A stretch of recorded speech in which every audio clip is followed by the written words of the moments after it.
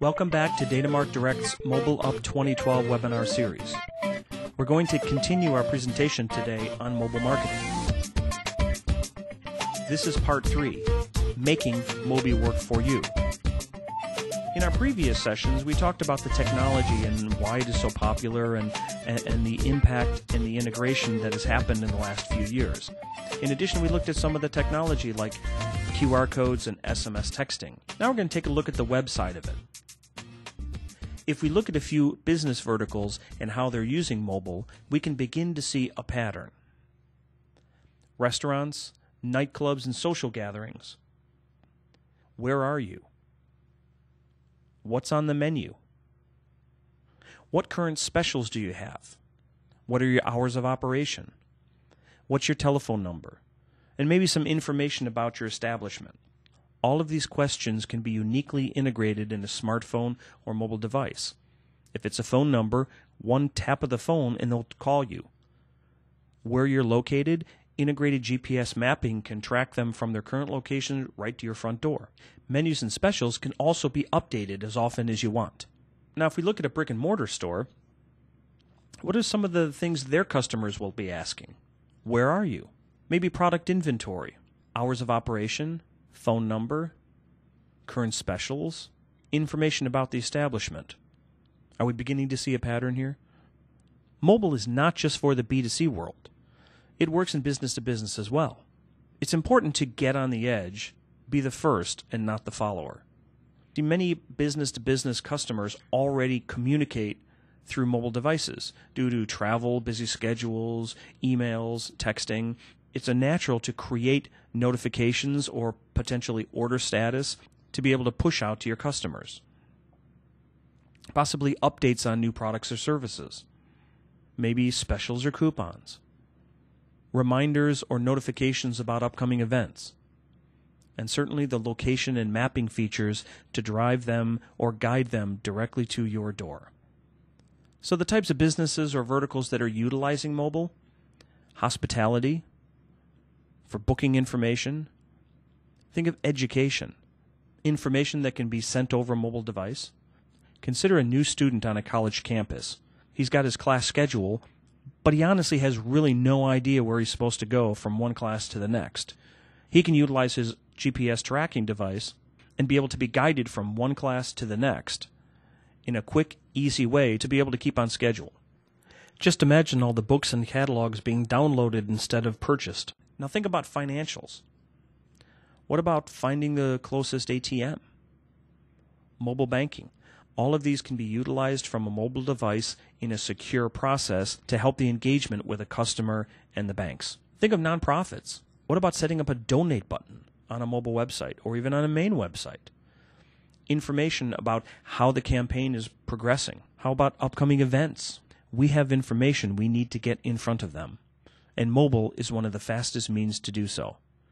Also remember, mobile goes everywhere and is almost always on. If you look at m-commerce or mobile commerce, think about creating mobile-only special discounts. So quite often we talk about optimization when it comes to a mobile device. Well, what does that mean exactly? Well, basically it is that you have built your website and it looks great on a desktop that's maybe 15 inches, 19 inches, 24 inches, 34 inches. The problem is it doesn't work very well on a 3-inch mobile device. So what we have to do is to, in essence, rebuild our website to work in the mobile environment. Those of you who have a QR code reader, feel free to scan some of these codes and take a look at some examples of mobile websites and how they're laid out. Another thing you can do is go to some major retail establishments like Macy's, Best Buy, Home Depot, even Sears. They automatically redirect you from their main website directly to a mobile device. The good news is this technology can very easily be put in place for your business. If you go to datamartdirect.com on a desktop, you'll see our full website. If you go to datamartdirect.com on a mobile device, you will be redirected to our mobile site. They're two independent sites running separate from each other. So some people have asked about paid search, and is that any different in mobile versus desktop? It is a little bit. Certainly because the amount of space or real estate that you have on a mobile device is much smaller than a desktop. So you probably won't see click-through links on the right side of your mobile phone. It'll probably be at the top or the bottom. But the main players, your Googles, your Bings, and Yahoos, are all building environments specifically for this process. Now, some of the advantages of a mobile device in pay advertising? Well, possibly searching for a store that, because your mobile device has a GPS locator, the paid search can actually give you the closest store to your location. You can map directly from the mobile device. Mobile also allows for some fast-paced purchases right from your device, possibly never even going into the store. You can also use it for dining, tickets, again, even a store location using the integrated GPS mapping device. We've also been asked about group deals and how that works in the mobile arena. Things like Groupon and Living Social. These business models are unique. They can offer a high volume of customers. The problem is the profit margin is very, very low. See, what they do is they'll offer a significant discount, usually 50% off a retail price, and then they and you split the cost. So say, for instance, you have a $50 coupon that you're selling for $25.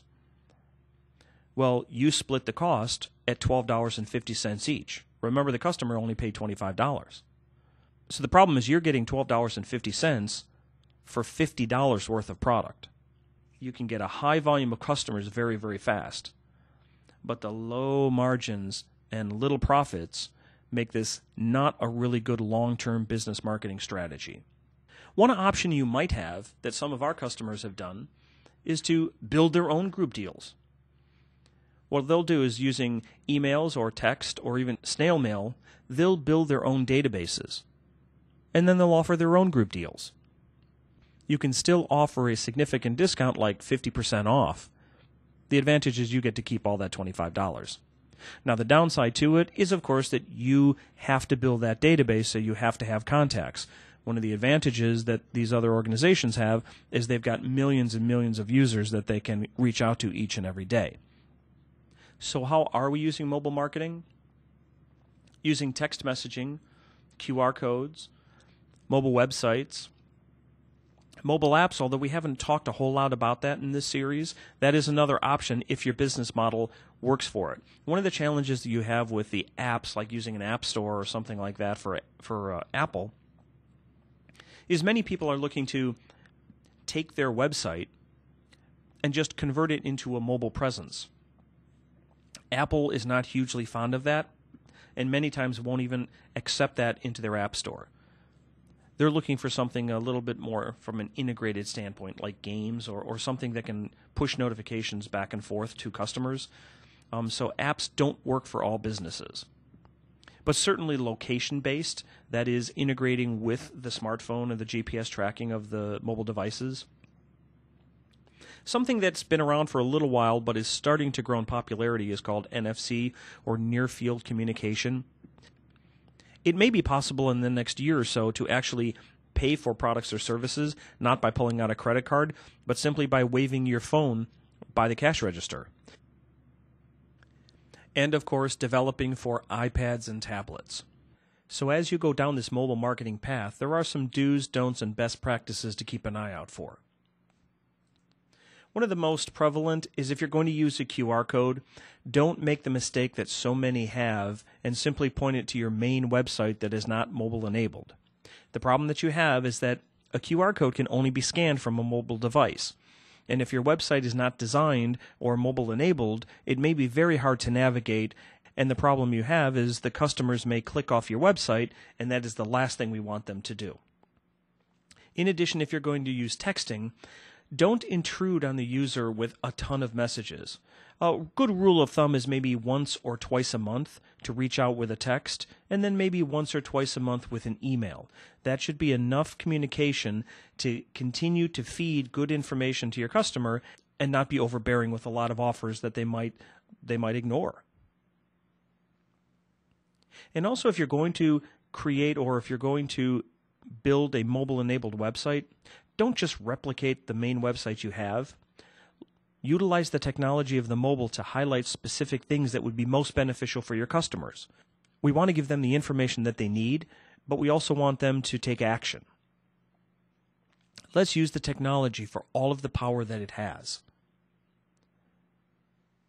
Now, as far as best practices, again, what we want to remember is to identify who is our customer. Is my customer going to utilize this mobile technology? And if so, how are they going to do that? How will they use this mobile device? Are they simply going to look for specific information? Are they going to look for product information? Are they going to search inventory? Will we actually give them the ability to buy? And instead of taking all of the products or all of the services that we offer, maybe highlight some specific that may make the most sense to those that are mobile enabled. Let's keep it simple. Remember, our users are mobile. We also want to keep it quick. They have questions, we want to give them answers. We also have to remember to design for multiple devices, with phones, tablets, those with flash, those without, different size screens, different size functionality.